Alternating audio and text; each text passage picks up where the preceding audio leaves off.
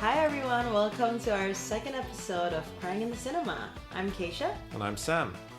Welcome. So, what's our menu today? What are we crying about? I'm not sure what we're crying about. We are crying about grandma's inheritance and absent fathers. And the reason for that is that we're looking at two different films today. One about the former and one about the latter. So do you want to introduce the first film? Yeah, the first film is about how to make millions before grandma dies, which is a Thai film. And the second one is Departures, and it's a Japanese film. And the directors of those were, for How to Make Millions Before Grandma Dies, was directed by Pat Bunitapat. And Departures was Yojiro Takita. Yes. So, why these films? Because actually, Departures, it was my recommendation.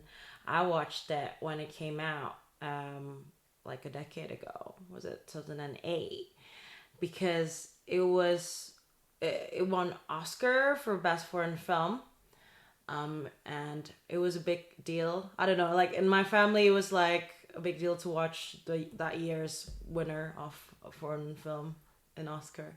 So we watched it. So I watched it as a kid, as a teenager, and I just had a feeling that it's something you would be interested in. And we've been talking about watching more international films. And I lived in Japan, so it was, it's a country that I've always been interested in. So that was kind of my. And neither of us had seen the other one, How to Make Millions Before Grandma Dies. I think that was just something our friends had seen and recommended to us. Several of our friends, Yeah, very exciting. I kind of want to talk about the director of Departures. Yeah. Which I just realized because I did watch the film before. And now that we have Letterboxd, Sam clicked the director's filmography. Yeah. I regretted it pretty much immediately. No, but it's like I thought he's gonna make, very, very deep, heartfelt family. Or just deep. Yeah. Deep. But yeah, he was an adult film director all his life until this. Yeah, Departures actually stood out for not being X-rated. Yeah. Actually, I just did a tiny bit of research right before we record this and found out he actually made a more internationally acclaimed film. It was like, I forgot the title. I'm so sorry. But it was, and I saw the reviews, and it wasn't particularly X-rated, but it's still heavily sexualized in a way. But yeah, I mean, in terms of how can we rate these films, we've actually been down in the laboratory concocting a new system or methodology, an academic methodology for rating these films on Crying in the Cinema, and what we've come out with is this cryometer or cryometer. Okay, so basically we're such a great team. I love to spit ideas. I was like, let's do cryometer, and Sam was like, yay, let's do this. But I have to say, this is shout out just to you. You did. Well, yeah, I think you had the idea, and then you probably regretted it when I came back with all these. You already did. These further details on what this might include. Well, you will mention 0 to 10, yes, but it will be on our Insta. The scale that we've devised, and we posted it on our Instagram. So check it out whenever you need to remind yourself of the cryometer. Maybe you're watching a sad film yourself and want to place it on our scale and send us your rating through our mailbag. So yeah, I mean, if everyone's up for it, I'll just go through the scale from 0 to 10. Yes, please do. Oh, and by the way, this is a note. You can apply this to different emotions. It doesn't have to be sadness, because people can cry with laughter. So we've tried to keep it quite open-ended. These can be about grief or sadness, but they can also be crying tears of laughter. So first one, 0, cold indifference. Yeah. Kind of goes without saying, a film that just doesn't engage you at all, really. Sadly, some films are like that. Yeah, probably a lot. Ones that we avoid, but yeah. Next one, crying on the inside. So this one is for a film that is affecting you emotionally, but like an external observer wouldn't necessarily know that. Yeah. Number 2, dry-eyed whimper. So it's kind of prompting some kind of physical response, but not a wet one. Yeah. Sometimes a bit of goosebumps. That's another part of the body, really, not focusing on the eyes, but we want to keep it open-ended always. Yeah. Or like a quivering lip. Yeah. Or if we're going by the laughter scale, then it's also kind of like an exhale, like like not a full-on laugh, but number 3 is the kind of part 2 of that last one, which, so instead of a dry-eyed whimper, it's a misty-eyed whimper. Yeah, it's like So, graduation tears. Physical response, but that now includes like your eyes are covered in a watery kind of film on the brink of a tear. But not yet. Yeah. Number 4 is just the singular tear, the lonely tear on the cheek. Yeah, one and done. Yeah, theatrical. I like it. It's quite rare. I think that's quite a rare one. I feel like films either get you close to crying or they have you weeping. So I think we're kind of going into that point on the scale now where it's actually quite a rare thing to kind of be in a middle ground. But it's important to include it because emotions are complex.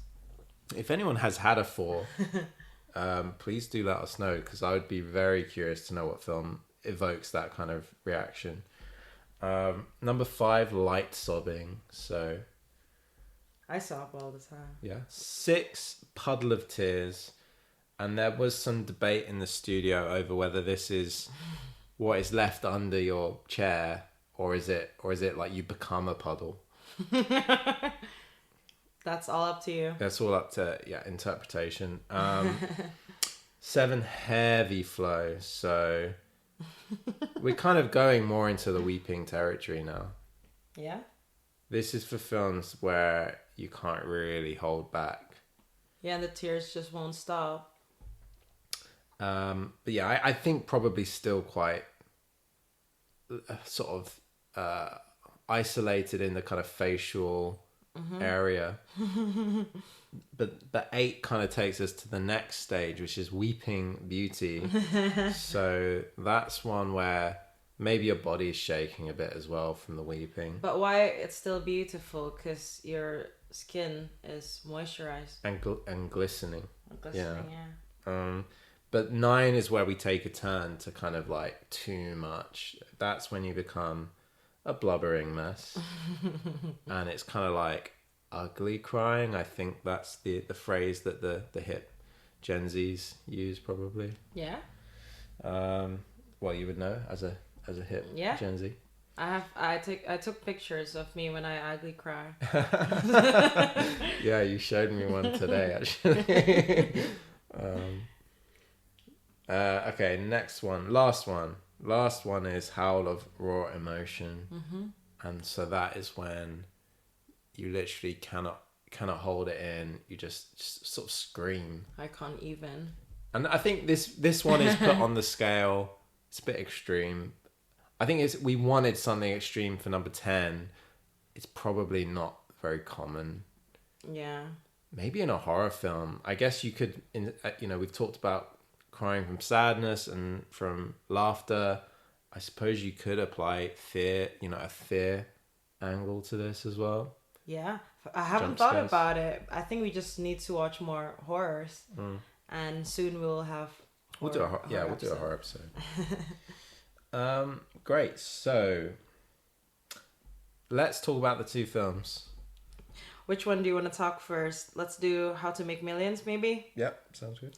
It centers, I guess, primarily on the relationship between the main character M and his grandmother, who is diagnosed with a terminal illness, and he needs money, and he takes inspiration from his cousin Mui, who has received a large inheritance for looking after one of their other grandparents, shared grandparent, I believe. Yeah. So he's kind of scheming a bit, but as he looks after for his grandmother, we start to delve into their relationship, and we realize that actually there's a lot more to it. There's a lot more layers to it, and they are kind of rediscovering their own dynamic and their own affection for one another.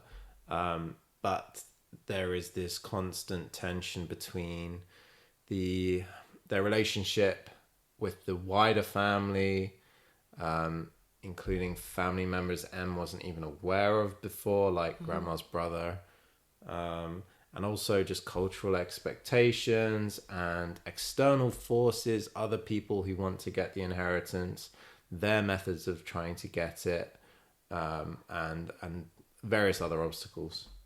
And yeah, so that's the sort of sandbox that we're in throughout the film. Yeah, it's relatable if your grandma's cheeky.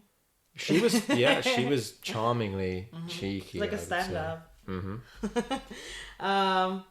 I think it's, for me, it's very close to home, since Thailand is not too far, sorry, from Indonesia. It's you can feel it's hot and sticky when you watch it.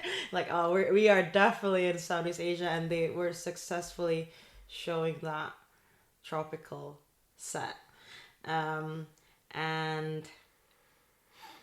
it's relatable. These characters, like the uncle, the mom, I felt that these are the archetypes I've seen IRL in real life. So, but also at the same time, it's just constantly funny, without trying too much. Yeah, there was quite a lot of levity in the film, like some humorous moments for sure.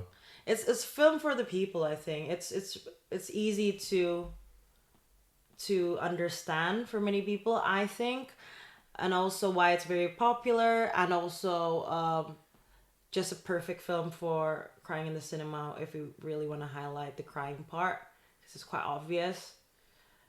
Family and just death, a bit of death.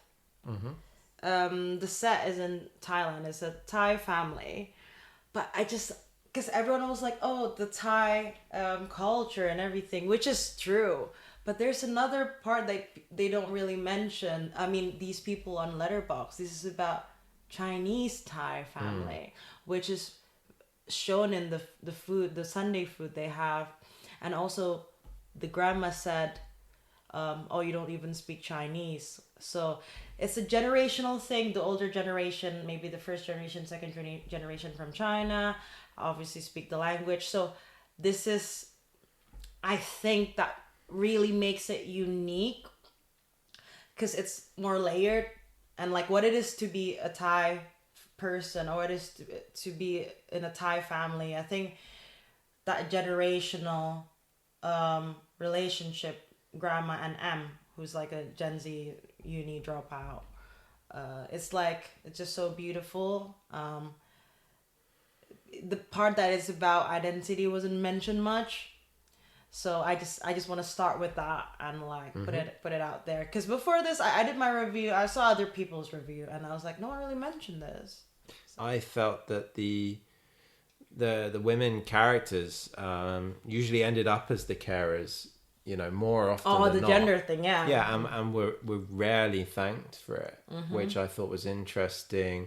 M's mum had done it, and she was expected to, and M kind of projected onto her this idea of, oh, you were just doing it to get the money like me. But in the end, I do believe her when she says, no, I didn't care about that. It's just I just felt it was my obligation to do that. And we can see that echo throughout the generations because the grandmother herself had done that for her. Was it her mother or her father? For one of her parents. Whereas the brother hadn't, and her thanks for it is nothing. He turns her away when she goes to ask for money, even though he clearly has much he can spare. And then even Mui, I mean, one of the small moments that really stood out to me in the film was when they ask him who his favorite grandchild is, and he says M, but then the money and the inheritance goes to Mui. So even in that case, even though she had become his favorite, I mean, this is open to interpretation, but I felt it was interesting that he didn't want to openly say that. Yeah, I was just thinking about that. If M just chose the side hustle like Mui, this film doesn't. Yeah. If you watch it, or you will, you'll see. It will be a different film. But okay. So, what would you give this film on the cryometer, the cryometer? Which score would you give it? Which grade? And kind of, could you explain your answer? Was there a particular part of the film that provoked that response? So it's 6 out of 10, which is puddle of tears. Oh. So the whole film, when I was thinking everyone would have cried already, or the old me would have cried already, I didn't until the very end, which is so cliche. It's I was meant to cry, and I ate it up. So it was closer to the end when there was some revelations. So I don't want to give too much detail. Yeah, I think you and me got hit at the same kind of moment. The sequence of scenes at the end, which are all kind of linked. There are some triggering events that provoke. There is a flashback in particular, and then some visual imagery that represents a character having a huge realization connected to the flashback. I mean, yeah, those elements definitely is what affected me. I will say my score is a lot lower than yours.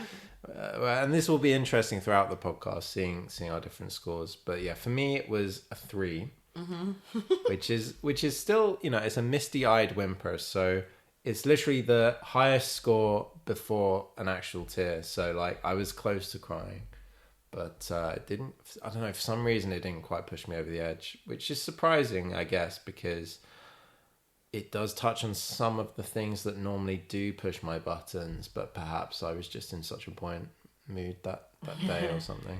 Second film, Departures. Yeah. I'll explain about this film then. Mm-hmm.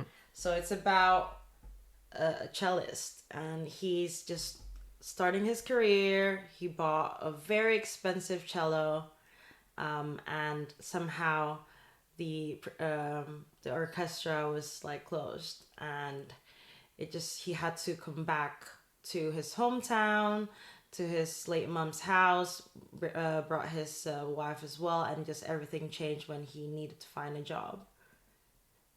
And what is the job? Well, it's described as helping people depart, and he believes that is a travel agency. But indeed, it was a slightly like a typo, wasn't it? Yeah, the ad was wrong. What it actually is helping people pass on from this plane of being. So they wash dead bodies, and they take part in they lead a encoffining ritual ceremony or ritual, yeah. In front of the entire family and friends. It's kind of like a funeral, but a bit more elaborate and involved. And note that it's in Japan, so the two religions showed was Shintoism and Buddhism, so and heavily on that. Although it's mentioned in the film, the owner was like, we can do whatever religion really, but these two religions are the biggest ones in Japan. So yeah, and so throughout the film, I think it's interesting, the main character Daigo, experiences a lot of stigma around the job. People don't want to engage with it. They don't want to think about it. I think there's definitely a kind of a fear of dealing with death and a fear of dealing with the emotions around death. That sort of turns everyone against him. Yeah, it was people's opinion was very strong about it, negatively. Yeah. And I found that surprising because it was a job, you know, it's so important and it's high paying. Well, and it's I think it takes a lot of inner strength and resolve, and it takes, you know, it requires a quiet kind of dignity. Yeah. Which we saw throughout the film that Dago, the main character, like embodied perfectly. Yeah. I think even, you know, the job is ritualistic, but then you kind of have to be, in a way, connected, but also disconnected to the whole act. Did you get what I mean? Like, you're connected to the ritual, but also disconnected because it is. So sometimes it's not your family, but at the same time you have to be vulnerable to show respect, to see that every session is very different. You have to what he was being taught by his boss is to always see everything is situational. You need to read the room, see how the family is, put the small touches that probably is the, you know, what makes them different, why their business is so special. And I think that's really beautiful. Touch. Yeah. Certainly. And I mean, with that in mind, could you reveal your score? It's actually a 2, a dry eyes whimper. Mm-hmm. It was just it gave me mostly goosebumps. That it was a cry, which for me, goosebumps is very very big.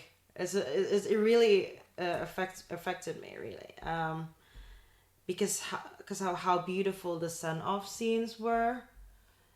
And I'm usually, this is a thing about me, I do love when a film is like giving me fun or like action nonstop. It didn't, but at the same time I was very engaged because everything was so subtle. At the same time, we're not being forced to feel anything.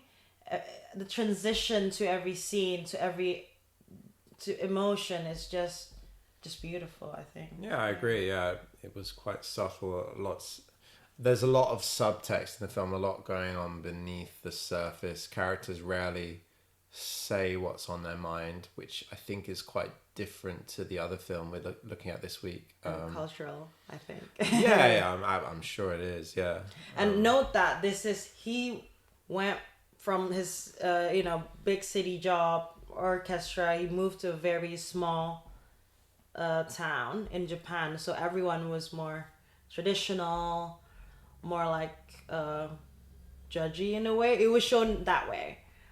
There were less of tact sometimes with the locals. That's why that's when the emotions got really heavy on him, getting these negative comments towards the job itself. Yeah. Well, in terms of my score, I actually had the same score. Mm-hmm. Also dry-eyed whimper. And actually, I think what's interesting about, from my perspective and my reaction to the film, I think I found the beginning the most moving. Interesting. I think something about the atmosphere that's created. They're driving through the fog, and you're kind of thrown in without knowing anything. But the family I think it's partly because it's the first exposure we have to this ceremony. Mm-hmm. Being someone as I am that was unfamiliar with that ceremony, mm-hmm. seeing it the first time affected me more. And I definitely did get the sense that there was a bit of a passing of responsibility, because it was the one where Daigo kind of is encouraged to take the lead, and which isn't something he hadn't been given much before. So there was, I don't know, it kind of just threw me right in there in the beginning. They did that. They did that, and you could feel the grief in the room. Yeah, absolutely. I think there's some scenes as well showing how usually families are very, very respectful towards them. Daigo and his boss, but like sometimes they would be like a minute late and they were like very annoyed and angry. So there's a lot of emotions. You never really know what you will get in that day or on that day, and the deceased, we don't really know the state of the deceased as well. So that's such a challenge, especially for Daigo, who didn't even sign up for this, by the way. He got his job right away, no question. It's just like, yeah, fine, let's make the name card right away. Yeah. But yeah, I think anyways, the first scene, and that affected me the most, whereas I think the final scene was kind of the one that was trying.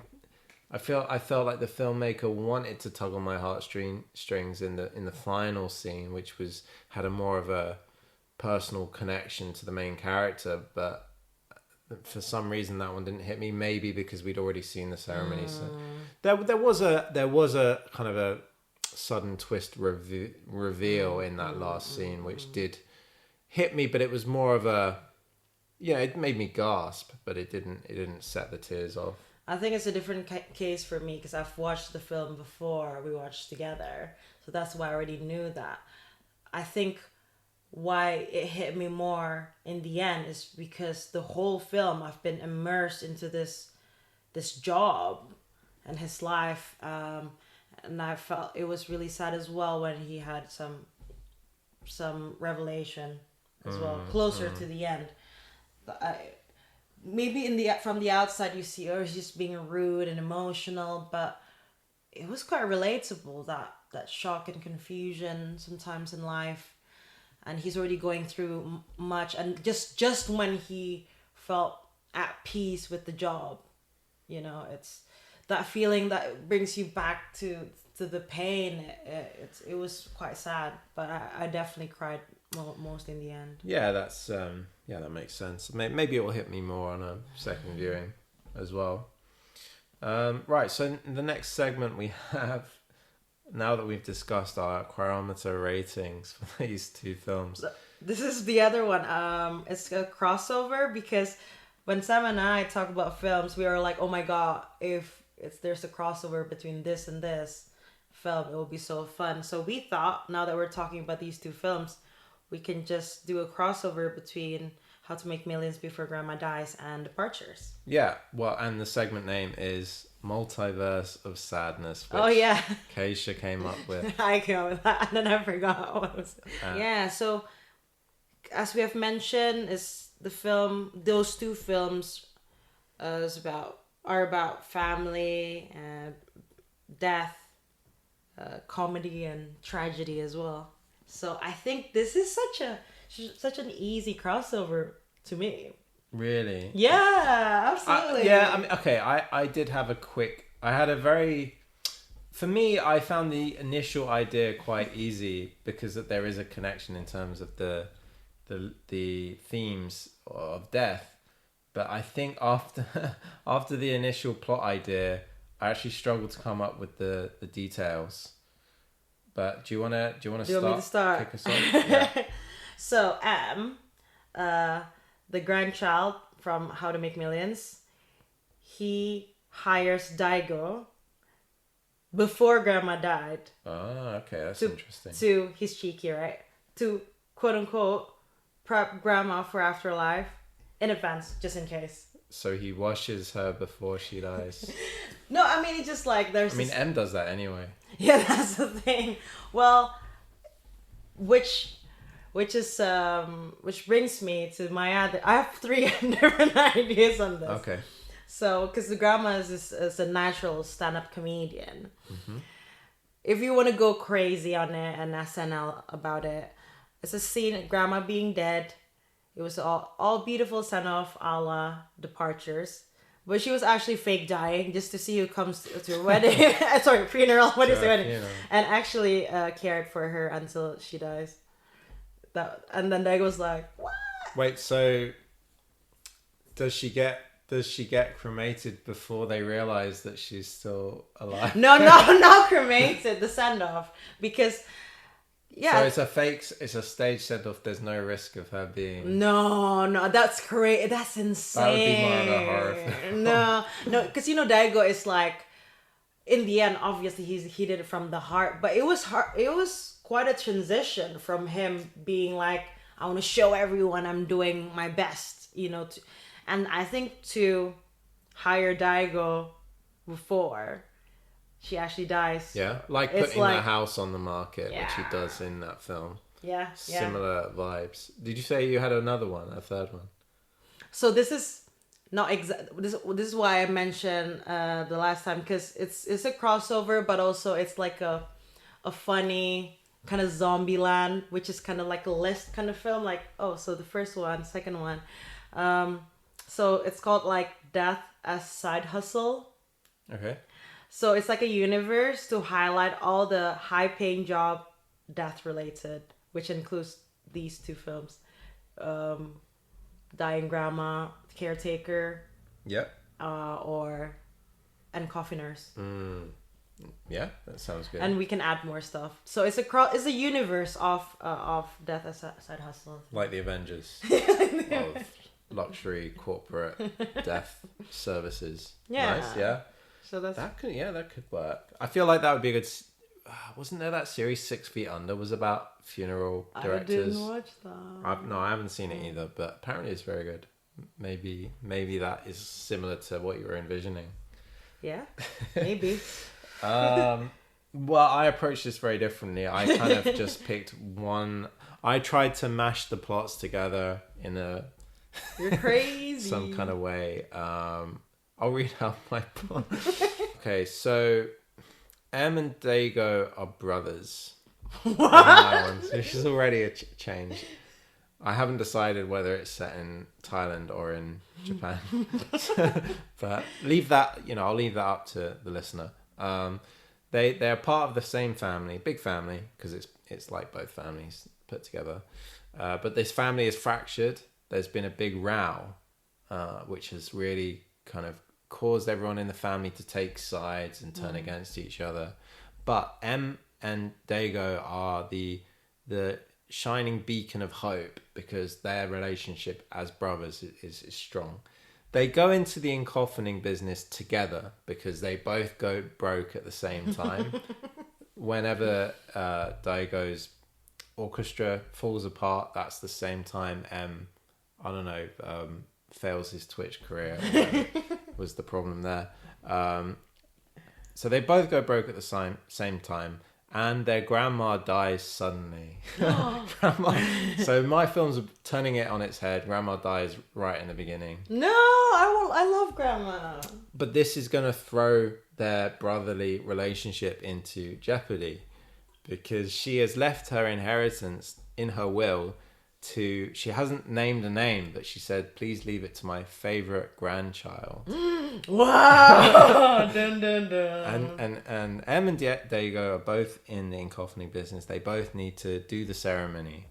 And they both try and use it as an opportunity to show that they're the favorite grandchild by like doing the ritual in the most like sensitive way, the most involved way, the most attentive way possible. And they're both trying to out-encoffin each other at the ceremony, and it ends up in an embarrassing, like an embarrassing mess. It's a diva off. Yeah, and maybe the body like falls off the table or something. There's some sort of something goes wrong because they're both trying to do it. And to resolve all of this, the family decides, okay, the money is going to go to Mui instead, the cousin. So because she is also family, they're like, well, maybe she was the favorite grandchild. These two clowns clearly aren't it. And after this whole fiasco, Em and Daigo now don't have a relationship, and the family is more fractured than ever. However, Mika announces that she's pregnant. This is Dago's wife. Yeah. And M realizes that Dago needs the money a lot more than M does. M just wants to play video games, but Dago needs to start his family. So M convinces Mui to give the money to Dago, but Dago suddenly falls ill. And so what happens, they use some of the money to buy back Dago's cello, and Dago plays a final concert with the cello before dying. So sweet. And the whole family does come along, but the atmosphere, because of all the bad blood in the family, the atmosphere in the audience is still frosty and it's still awkward. However, after the concert, after Dago passes away, M coffins Dago on his own, and then he promises to support Dago's family, Mika and the child, with the rest of Grandma's inheritance. So the two it's plots, all coming together. It's all. Yeah, it's the plot is cooking now. So after the encoffining, the family start to talk about how much they enjoyed Dago's final concert, and maybe someone cracks a joke, the other family members laugh. And suddenly the rift is showing signs that it might start to heal. Wow. No, when they're like competing against each other, that's so, I can imagine. It will be so fun.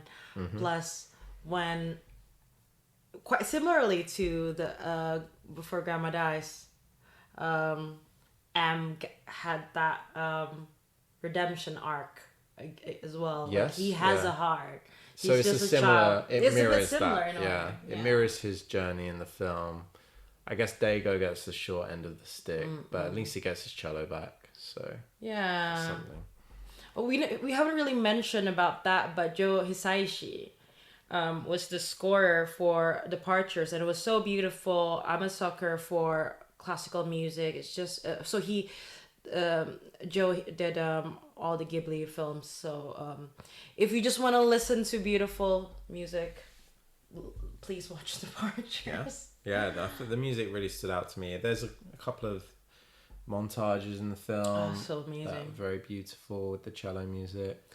Like on the poster as well. So, yeah. Anyway, should we jump to Cinema Court? Yes, let's go to court. So this was random, but we like a debate team. Well, Sam has one film and I have to fight for the other. So I got Departures. Yeah, and I got How to Make Millions Before Grandma Dies. Yeah, this is fun. This is when you see a couple fight. No, I'm just kidding.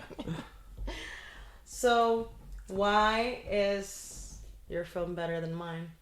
Well, my film is better than yours because the story felt more complete. I think we explore it in more detail.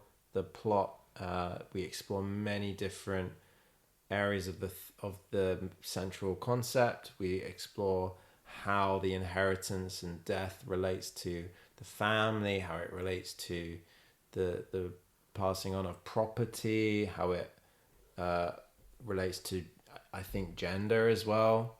And I think all of those things, as you mentioned, there is the cultural aspect of it, the Thai side of things and the Chinese Thai side of things. Yeah, so this is where you and I are different.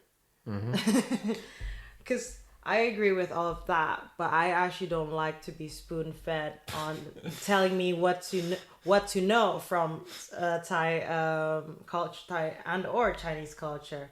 I think both films are funny, but then Departures is more of a part of a process instead of just emotional jump scare. It's just always something happening, which usually is kept me going. But I felt it's less raw, but more like directed for the audience. That's why it's more accessible to everyone. I understand why. Yeah, I would call it more accessible. And yeah, I'm glad you mentioned about the humor. I did find it quite funny in places. The grandma is very sassy and yeah, very watchable, very enjoyable. character, and I think that created a well-rounded sense of tone. It wasn't just sadness and bleak like the whole way through.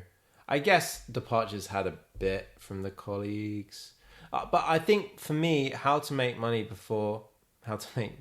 Before Grandma Dies was stronger for me because the characters were more fleshed out, particularly the secondary characters like the uncles, M's mother, even Mui. I think all of these characters created a very believable cast, supporting cast, and that's something I felt that Departures lacked a bit. Wow. Like, I would say Mika felt underdeveloped to me. Maybe the relationship with the father could have been shown or explored in more detail. And I liked the one-off characters at the ceremonies, but I wanted more of that and maybe some sort of side plots involving them. Well, his wife showed way more than How to Make Millions Before Grandma's characters to me by not saying much. That's her character, her sweetness and the change and she's so slow but steady. There's an intention from the start that she's quite tactful to show it later, because we're like, oh, she's so sweet, but then she had a big opinion. But that's the thing, I still disagree, because I love seeing characters that is more nuanced, that makes them more complicated, and I'm more intrigued to watch a film with characters that is more complicated than it is just like obvious, which is for me, as I've mentioned before, the other film is like, you know, I know these characters, the uncle and everyone. It is strong. It is quite obvious, but then it is what it is. There's no space for me as an audience, as a film watcher, to kind of connect their character to the actual culture. It's just archetypes. That's how I felt about How to Make Millions Before Grandma Dies. So you felt you could apply less of your own interpretation and digestion of the film because so much was given to us in the script. Strong characters though, acting is amazing, but that was just my whole point. Because in the court, I know, of course, we're trying to fight for each film, but we still need to be a fair judge, aren't we? So yeah, and well, you know, I think our listeners can take the role of jury, and please, send us your thoughts at contact@cryinginthecinema.com to let us know which of us was more convincing. Have you seen both films? Either film? Yeah. Let us know your thoughts. So I think that brings us to the end of this episode. And listeners, if you would like to get in touch with us, please follow us on Instagram at crying.inthecinema. Please email us, contact@cryinginthecinema.com. Yeah, I would love to hear, and I hope I can convert people to watch Departures, because I haven't heard many people watching it. So yeah, can't wait to do episode 3 soon. Yeah, as always, let us know which films are making you cry, or which films you would like us to watch and give our thoughts on. Perfect. See you soon. Bye. Bye.